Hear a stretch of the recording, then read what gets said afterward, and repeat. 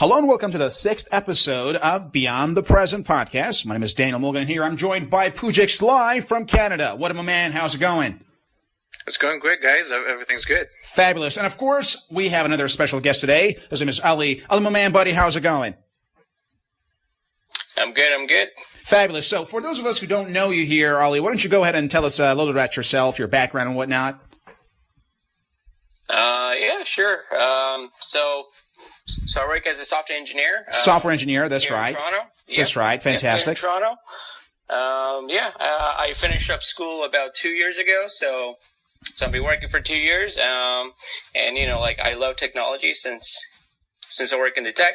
So I'm always thinking about, how, for example, how can the tech improve the daily lives of, different industry. So true. So that's this amazing, is one of my man. Interesting topics. Yeah. It's great that we have you on board because, you're a techie, a tech savvy guy, software engineer, that kind of stuff, because this is going to help us a lot since today's topic actually is about the future. And, IT and technology is a huge part of that future, obviously. So glad to have you on board here, Ali, with us. So let's start right now with Poujix. So Poujix, today's topic is about futurism, what we think about the future and whether or not we have basically an optimistic or a pessimistic attitude towards our future. So first yourself, Poujix, what is your perspective? When you think of the word future, like when you literally imagine the decades or even centuries ahead, what images actually come to your mind and what is your perspective overall? Yeah, glad that you asked that question, especially the beginning part when you were talking about pessimism and optimism. I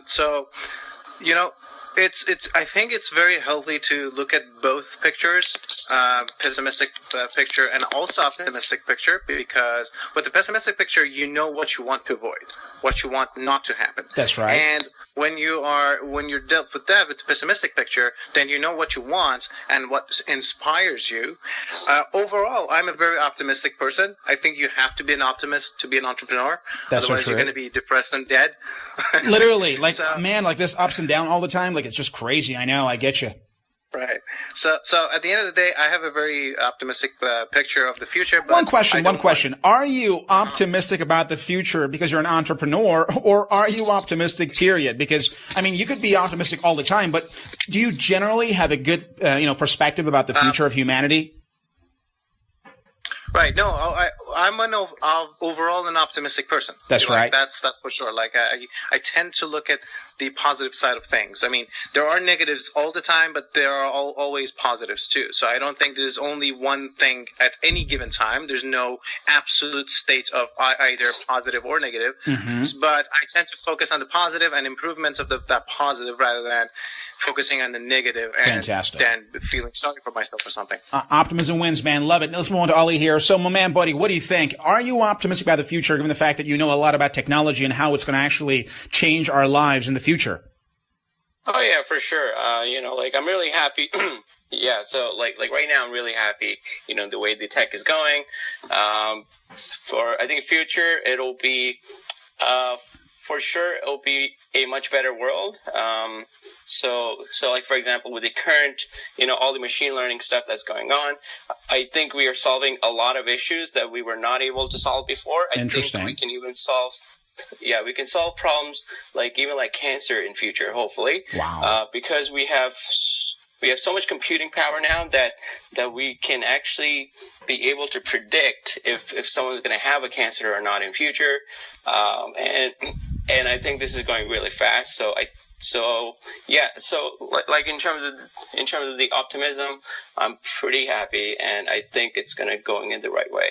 Fantastic. You see, I'm so glad that both of you guys are quite optimistic about the future and whatnot. And I myself, of course, just like you guys, believe that the future will definitely be better than the present and the past. Just take a look at our history right now, how much progress we've made in the past, literally 2 decades alone. We are changing humanity here. However, let me just take the side of some of our audience members who might somehow not agree with you guys. So right now, I'm going to challenge you on your optimism about the future, and I'm going to actually try to see how you can actually answer these questions. So first, you, Poujix, let me challenge you a little bit right now. You are so optimistic about the future. So how about the downside of all these technological developments? Is there no downside to it all? Well, of course, it's going to be very naive to think that everything's going to be beautiful and happy and nice. There are going to be downsides. There are downsides that we're seeing now.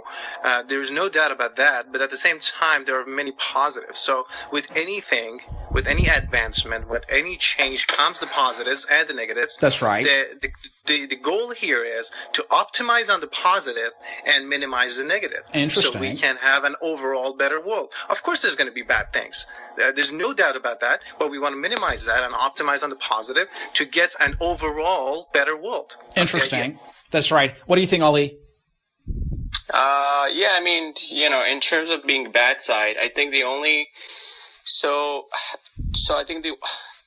the only thing I can think of is that if the machine learning and AI, if it's used in wars,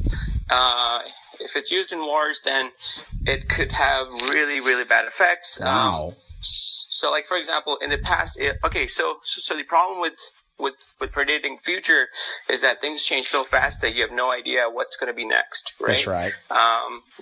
Like, for example, if you take back in the day, I think there's a video game out. I think it was called The Battlefield 2142. Interesting.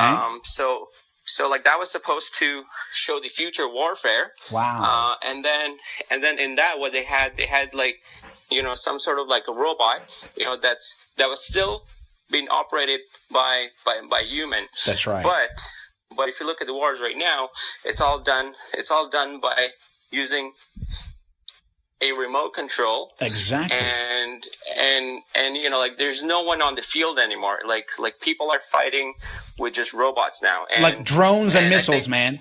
Drones, exactly. That's what I'm talking about. So if you talk to someone 15 years ago, they would have never guessed, we would have things like those. We would have things like drones. We would have things like, there's no one on the field. Exactly. So I think it's pretty hard to predict in terms of, like what's going to happen. Wow. But I think that's the only thing I can see. It's using it in the battlefield where there's no humans involved, but yeah. You mentioned a video game, and I just remember right now, recently a new IP was released on PlayStation 4 as an exclusive title called Detroit Become Human. And actually, I happened to finish this game not long ago, and it just made me think a lot. The game itself is very similar. I mean, like the concept is very similar to the TV series Westworld, if you guys have watched it.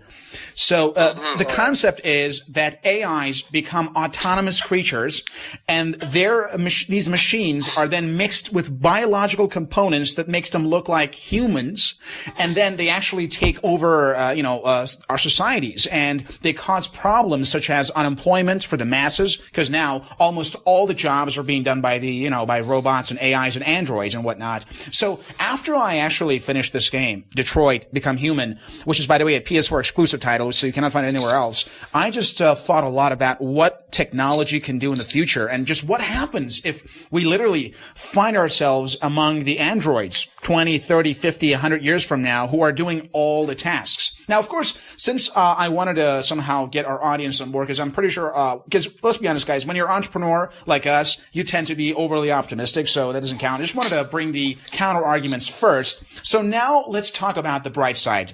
Now, we are all excited about our future. I personally I really believe that the future is bright, and there cannot be anything better, because, I mean, everything is improving, like education level. I mean, the level of, for example, dogmatism all around the world is coming down. Now there are only a few nations who are like this, or extremely like ideological and whatnot. So overall, medicine is improving radically. And I even read an article in Times Magazine a while back that said by 2050, we can actually stop aging among humans. That was like wow, like holy shit, what the hell can we do? Imagine just you live in a world where you do not age, man. It's just incredible. But for now, let's move on to Poujix here. So Poujix, what do you think about the bright side? How do you predict the future of humanity in the coming decades?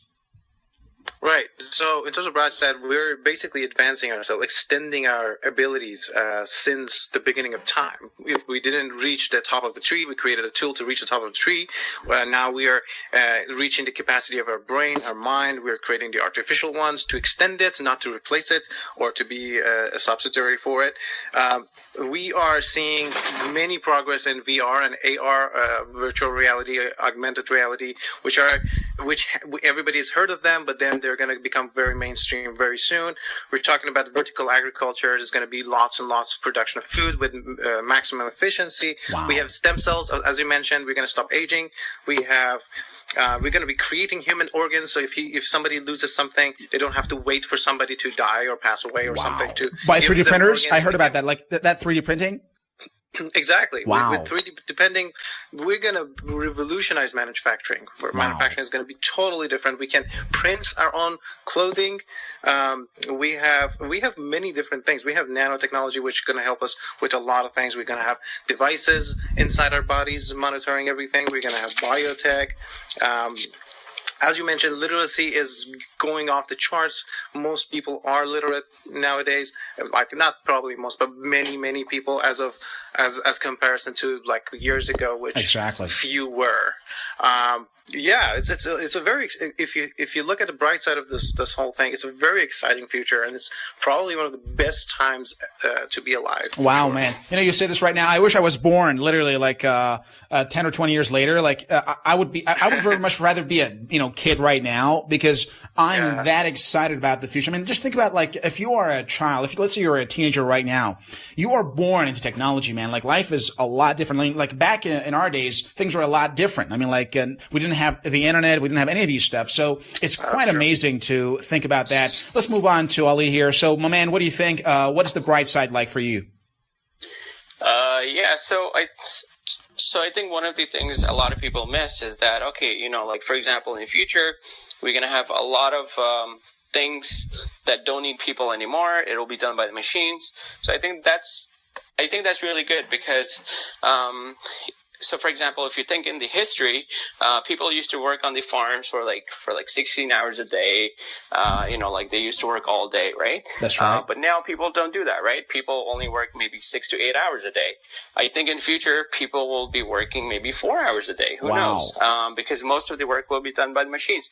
Now, this is really good because now it means that humans can actually focus on the things that matter a lot. Because before, we were kind of wasting our time doing the same thing over and over again. But now, since we have so much more freedom, I think, for example, we can focus on more like the harder problems to solve. Wow.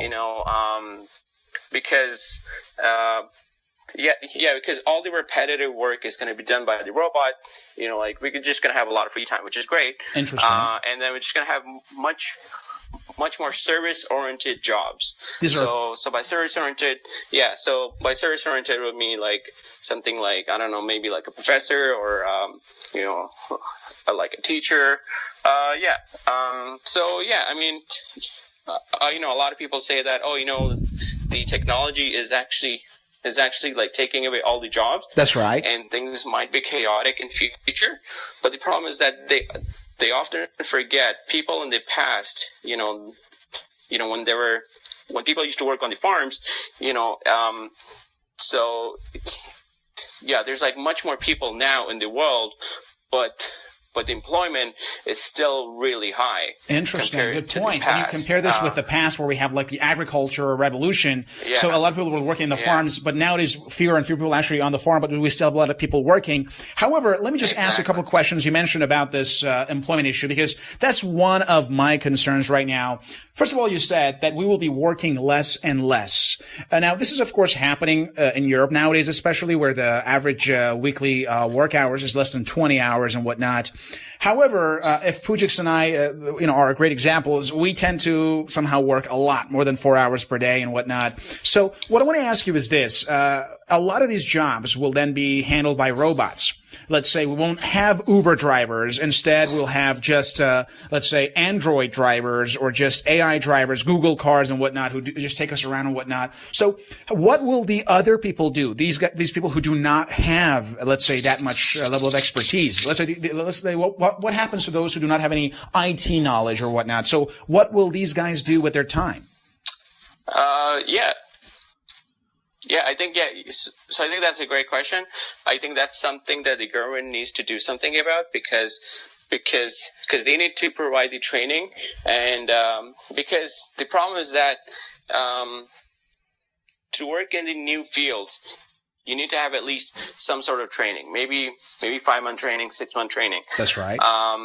And I think this will happen like really slowly.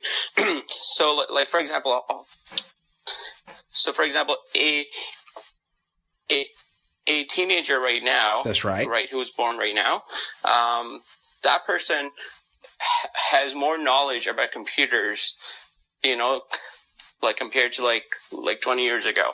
So I think for the next generation, we don't have to worry too much about. That's right. But for the current generation, I think it will be tough for like most people. But at the same time, I think one of the things that we should look into is to actually provide free education, and I think that's where the government comes in.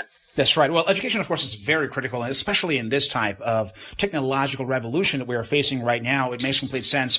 However, from my perspective right now, I'm a little bit concerned about the issue of employment in the future, because we are seeing this even right now, basically. And even all around the world, in the United States, I'm pretty sure, I'm not sure about the rates in Canada right now, but globally, there's a lot more competition for a variety of services and products that can be offered and whatnot. So that's going to prove a little bit of a challenge, because now we have democratized business competition and entrepreneurship. So almost anyone around the world has a chance to compete, and that's going to, of course, increase the severity of the competition and whatnot. But still, when it comes to preparing ourselves for a good future, because I really believe that we cannot play by the 20th century rules of happiness and success in the 21st century. We are going to have to change the rules here to prepare ourselves, our families, our friends, and whatnot for the future. So let's move back to Poujix here. So, my man, what is your recommendation, Poujix? What could be done for ourselves, for our children, for our family members, for our loved ones, and whatnot? How can we prepare ourselves for what's to come in order to actually make the most of all these technological advancements? The short answer would be to pay attention. That would be the short answer. The longer version would be, first of all, don't worry about the near future. So, for example, you're talking about there's not going to be any Uber driver or taxi driver. That's not entirely true for the very near future. There's going to be autonomous driving, but then in the very near future, for example, as soon as the autonomous driving becomes mainstream, for at least a few years, at least 5 years, it's not going to be like there's no driver. There's going to be a inspector behind the wheels just to monitor everything, and if something goes wrong, get off the car, open the door for the passenger, for example, stuff like that. But at the same time, he doesn't have to drive, which I'm sure in a very crowded downtown Toronto or New York or London or Paris, nobody actually wants to drive. In truth, true. So in the beginning, it's just going to make the life of those people easier. Or for example, for truck drivers, if you're going to give an example of truck drivers, they're not going to be driving the car, but it doesn't mean that they're going to be out of job. No, they're still going to be sitting in the cabin. They're still going to be monitoring a lot of things. They're going to still be monitoring the loading and offloading, but they don't have to do the tedious, repetitive job of actually driving the car and also paying attention to the road in case something goes wrong. So in the very first step is not to be completely displaced, and in that gap of time that we have, it's the point that Ali mentioned, that we have to come and bring in the education, whether through in the companies as private companies themselves. Government, of course, has to do much better and much more efficient to educate people overall. That's right. So education, that's why I said pay attention, meaning educate yourself, look about the world around you, look at how it's shaping. You don't have to be a tech person to understand these things. You can pick up a book about the future and where we're going, and educate yourself on the minimum level and try to grasp the skills that are going to be critical for the future. So true, man. Like, I think the most important skill in the coming decades will be how fast and how well we can learn, because we are literally in an era where to earn more, we have to learn more. And because of this, we need to actually focus a lot on education. And all around the world, unfortunately, now reading is on a decline. And that's one of the biggest concerns of mine personally. And I hope that people around the world will somehow start looking at this issue more seriously and understand the importance of learning new skills, because a lot of their knowledge, a lot of their skills are becoming obsolete day by day. So by failing to constantly improve their knowledge and prepare themselves for new types of challenges and skills, they will definitely fall behind. Let's move on to Ali here. So, my man, what do you think? How can we prepare ourselves for the coming decades? I think that's a great question. I don't have a good answer yet, but I think So I think as a starter, we just said having free education, things like that. But it's gonna be okay. So it's gonna happen really slowly. That's right. And with all the jobs being lost, I believe that 5 times the jobs are right now are actually being created at the same time, but they might not be in the same field. Exactly. So I think setting up, for example, a college course, which would be like a 6-month course, and just helping people prepare to take a change, right? Wow. So I think one of the problems is that right now is that, you might have a lot of people who are maybe 50 plus, right? That's right. If they're 50 plus right now, they don't want to learn something new. Maybe, they might be, not ready for this. That's right. So I think it's a hard problem. Mm-hmm. We just need to think about it more. So true. Great. And before I go for the final comment, I want to ask you guys one thing in particular that you guys are looking forward to the most in the coming decades, basically. First, you, Poujix, among all of these technological advancements that we are going to experience, which is the one that you yourself find the most fascinating and really are the most excited about? Well, it's a very hard question. There are so many things that I'm looking forward to, and I'm really thinking to give you one, but I'm going to have to give you 2. That's right. One of them is the point in singularity, meaning merging machines with the biological humans. That's one question, because I heard you talking about singularity before. What exactly is singularity? Is it like we become like cyborgs or something, or there's machines? Yeah, by definition, we are already cyborgs because we cannot function without our phones. You can't go places without your phone. You look up stuff on your phone. You basically cannot live without so you're technically a cyborg right now. But it's a very, very more sophisticated version of it, being that you literally merge with machines in terms of, for example, you can say like nanobots being in your body. That could be one scenario. There could be many different scenarios, but then exactly. Your day-to-day life will be more aggressively dependent on machines that help you improve stretch your limits, your brain power, etc. So that's the idea of the singularity, which is I don't think it's far off. I think we're going to see it by the first half of the century sometime. But that's one thing that I'm super excited about. And the second thing would be space exploration. Wow. I'm super excited about going into deep space, outer orbits of the Earth, Mars, let's say, Moon. It's super exciting. Fantastic. How about you, my man? What are you the most excited about?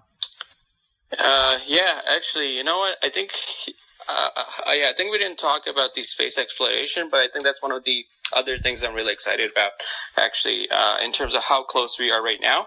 I think the estimation right now is about maybe 10 more years until we get to Mars. So I think that's going to be huge, because obviously if you put humans on Mars, and actually if we start having some sort of like a colony there, and then if that happens within my lifetime, I think that will be life worth it. Wow, man. Just imagine. It's like, so Poujix, Ollie, let's just, we have some free time. Let's go hang out on Mars for a couple of days and come back. And just imagine how that feels like. It'll be wonderful. Actually, I'm not sure if it's going to be like, okay, you go there and then you can come back. I think it will be one-way ticket. Oh my goodness. Why is that? Oh, come on, buddy. What if I have some friends here? Well, that's a starting package, You can't buy a return ticket yet. All right, let's hope they're going to work on that as well. For sure. That's right. But I heard right now SpaceX is actually working on this. I heard a lot about SpaceX and Elon Musk and this issue and the stuff they're doing right now. Yeah. Well, I mean, like, if you think about it, like, for example, in the past, right, when people went to explore on ships, right, that was sort of like a one-way ticket for them, right? Exactly. It was like they had no idea what's out there. So most of the times when they found something new, they just lived there, right? Wow. They just stayed there. So I think Mars might be something similar in the start. You know, people will go there and then they'll probably just live there until until whenever. And once the technology is So I think the return ticket would be oh my a gosh, tough one for that's the right. It's going to be very man. tough, but we have to see how that will change Yeah. our lives in the future, basically. And I personally am, of course, quite excited about both the AI technology. I really just can't imagine what they can do, and more importantly, whether or not AI can reach a level where it actually creates consciousness by itself. That's just one of the things that I'm personally the most excited about, to see how this AI will develop in the future and will change basically our lives for the better, obviously. So, guys, we're out of time here. Let's go for a final comment to wrap up the show. So, Poujix, after all of our discussion today, what is now your final comment? I would say that don't be a pessimist, be an optimist. There are going to be both sides, dark side and the bright side of the future, but focus on the bright side. Try to make the bright side better by educating yourself on your surrounding. That's right. And try to minimize the dark impacts of advancements of technological advancement in the future. But educate, learn. Please, it's going to help everybody. Absolutely. Agreed 100%. And Oli, what's your final comment? It's, I think the future is really bright for the young ones.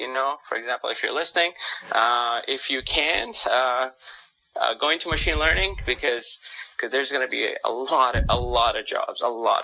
I think in terms of the demand and supply, I think we may actually be like, hey, we need more people. We need more people. So I think this is the best time to actually get into tech.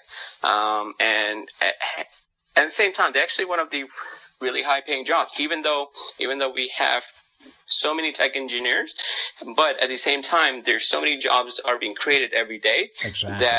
that there's always a demand. Wow. Like companies will come up to you and be like, hey, we'll pay you like $50K more. Wow. Than the current company. Pretty cool. Because they need people. So I think we need more people with tech. With tech That's background. amazing. I am now officially jealous of both of you, because I'm sure you're both actually techies, so it's pretty cool. Fantastic. And that's all the time we have for. If you are right now listening to us on iTunes, don't forget to rate us. And if you could leave a review, it would be appreciated. Of course, that would be wonderful. Other than that, of course, you can reach us on Podbean as well as YouTube. This was Beyond the Present podcast, and I am Daniel Mulligan. Thank you very much.